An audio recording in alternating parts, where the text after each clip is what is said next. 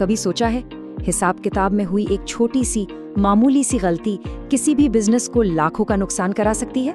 जी हाँ, आज हम बात करने वाले हैं प्रोविडेंट फंड और एम्प्लॉय स्टेट इंश्योरेंस यानी पीएफ और ईएसआई कंप्लायंस के बारे में। और ये एक ऐसा टॉपिक है जिसे नजरअंदाज करना सच में किसी भी बिजनेस के लिए एक बहुत बड़ी भूल साबित हो सकता है। देखिए, ये बात हम नहीं कह रहे, ये चेतावनी बिल्कुल साफ है। पीएफ और ईएसआई कंप्लायंस को हल्के में लेना एक बहुत बड़ी गलती हो सकती है और असल में होता भी यही है। इसी लापरवाही के चलते न जाने कितने ही बिजनेस को भारी भरकम जुर्माने और यहाँ तक के कानूनी कार्रवाई का सामना करना पड़ा है। तो ये कोई छोटा मोटा काम नहीं है, बल्कि एक बहुत बड़ी, बहुत सीरियस जिम्मेदारी है। अच्छा, सोच कर देखिए, महीना खत्म हो रहा है, काम का प्रेशर एकदम पीक पर है और ऐसे में पीएफ फाइलिंग थोड़ी सी लेट हो गई, या मान लीजिए हिसाब में कोई छोटी मोटी चूक हो गई। अक्सर क्या लगता है, अरे इससे क्या ही फर्क पड़ेगा, है ना? बस यही सोच है जो कई एम्प्लॉयर्स को एक बड़ी मुश्किल में डाल देती है। पर असलियत कुछ और ही है। ये जो छोटी छोटी चिंगारियां लगती है ना, ये एक बड़ी आग भड़का सकती हैं। जो चीजें मामूली गलतियां लगती हैं, वो असल में भारी भरकम पेनल्टी और सीरियस लीगल ट्रबल का दरवाजा खोल देती हैं। तो चलिए आज इसी को गहराई से समझते हैं कि आखिर ये रिस्क है क्या और इनसे बचा कैसे जा सकता है। तो सवाल ये है कि आखिर ये नियम इतने जरूरी क्यों हैं? ये सिर्फ कागजी कार्रवाई तो है नहीं। चलिए समझते हैं इसके पीछे के लीगल मैंडेट को।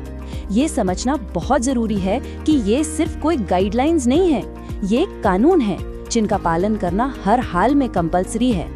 तो ये पीएफ और ईएसआई असल में है क्या? देखिए, ये सिर्फ कोई कानूनी फॉर्मेलिटी नहीं है, ये एम्प्लॉइज के लिए एक फाइनेंशियल सेफ्टी नेट है, एक सुरक्षा कवच। पीएफ उनके रिटायरमेंट के लिए बचत को पक्का करता है और ईएसआई उन्हें और उनके परिवार को मुश्किल समय में, खासकर मेडिकल इमरजेंसी में, एक बहुत बड़ी सुरक्षा देता है। और सबसे जरूरी बात, जो भी बिजनेस इन कानूनों के दायरे में आते हैं, उनके लिए कंप्लायंस कानूनी तौर पर अनिवार्य है, मतलब मैंडेटरी है। सरकार नॉन कंप्लायंस को बहुत ही ज्यादा गंभीरता से लेती है। इसे नजरअंदाज करने का मतलब है अपने बिजनेस को सीधे सीधे रिस्क में डालना। चलिए अब एक एक करके इन रिस्क को समझते हैं और शुरुआत करते हैं प्रोविडेंट फंड यानी पीएफ से। क्या कभी सोचा है कि अगर पीएफ नियमों का पालन ठीक से न किया जाए तो इसके कॉन्क्रीट मतलब ठोस परिणाम क्या हो सकते हैं? तो सवाल बिल्कुल सीधा है। जब पीएफ कंप्लायंस को इग्नोर किया जाता है तो असल में होता क्या है? क्या ये सिर्फ एक छोटा मोटा फाइन है या बात उससे कहीं ज्यादा सीरियस है? देखिए, इसके नतीजे काफी गंभीर हैं। सबसे पहले तो देर से पेमेंट करने पर इंटरेस्ट लगता है, और सिर्फ इंटरेस्ट ही नहीं, ऊपर से भारी भरकम डैमेजेस और फाइनेंशियल पेनल्टीज भी लग सकती हैं। फिर डिपार्टमेंट इंस्पेक्शन के लिए आ सकता है, शो कॉज नोटिस भेज सकता है, और अगर मामला ज्यादा ही गंभीर हो गया तो लीगल प्रोसिक्यूशन यानी कानूनी मुकदमे तक की नौबत आ सकती है। और यहाँ एक रेड फ्लैग अलर्ट पर ध्यान देना बहुत जरूरी है। अगर सैलरी स्ट्रक्चर गलत है या रिकॉर्ड्स अधूरे हैं तो ये डिपार्टमेंट के लिए एक बड़े रेड फ्लैग जैसा है।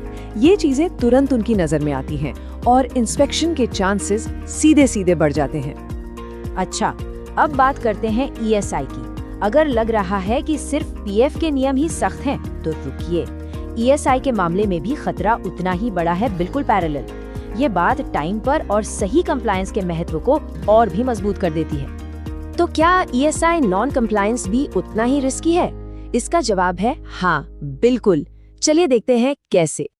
ईएसआई कंट्रीब्यूशन में देरी पर इंटरेस्ट और पेनल्टी तो लगती ही है, पर उससे भी बड़ी बात यह है कि एम्प्लॉयज को मिलने वाले जरूरी बेनिफिट्स में देरी हो जाती है। और हाँ, डिपार्टमेंटल इंस्पेक्शन का प्रेशर तो बढ़ता ही है। सोच कर देखिए, किसी एम्प्लॉय को मेडिकल हेल्प की सख्त जरूरत है और कंप्लायंस में हुई चूक की वजह से उसे वो बेनिफिट नहीं मिल पा रहा। ये सिर्फ बिजनेस की रेपुटेशन के लिए ही बुरा नहीं है, बल्कि इसका एक ह्यूमन कॉस्ट भी है। तो अब जब हमने नतीजों को देख लिया है, तो चलिए उन आम गलतियों पर भी नजर डालते हैं। वो कॉमन मिस्टेक्स जहां ज्यादातर एम्प्लॉयर्स फिसल जाते हैं, ये समझना बहुत जरूरी है ताकि इनसे बचा जा सके। इसे एक चेन रिएक्शन की तरह समझिए।